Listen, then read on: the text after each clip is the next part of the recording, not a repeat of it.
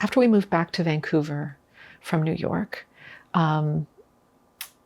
I did an MA. So I already had my master's in library science, and then I did an MA in Canadian Jewish history, and I ended up looking at one particular a memoirist from Winnipeg.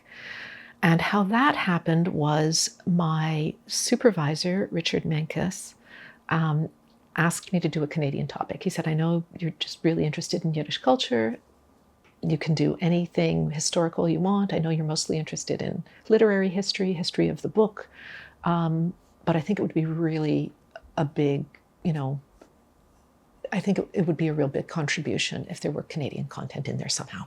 And he didn't push me to do anything else. So I said I would think about that. At the time, I was thinking of doing something around, women writers.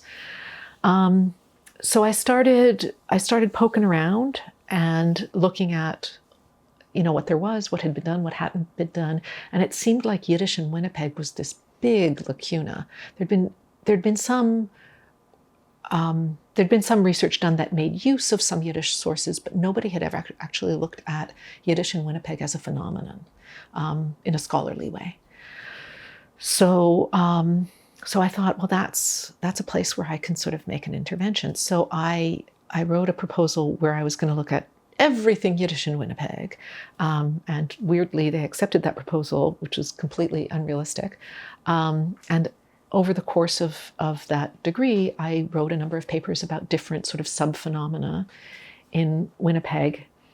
And I wrote about a bookstore and different things. I wrote about the libraries in Western Canada. I wrote about a number of things. But just sort of like a salmon spawning up the same river every year, I ended up going back to a woman writer who was Esther Shechter. Oops, sorry. This is my parking reminder. You can finish this story. Okay. So I ended up settling on Esther Shechter, who was, the only thing she ever wrote really was her memoir. She wasn't otherwise a writer. And she had entered her memoir in the YIVO autobiography contest. And that just ended up being a great focus for me, because it sort of brought together the idea of, women writing Canada, the West. I loved it that I was able to do something about Western Canada, where most people, if you say Yiddish and Canada, they think about Montreal, obviously a super important major center of Yiddish culture.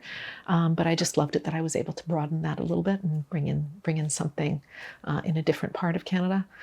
So that's how Esther Shechter came about. I mean, I looked at every memoir in the YIVO autobiography contest that came from Canada. And she was the one who ended up sort of sparking my interest. So that's how I came to Shechter.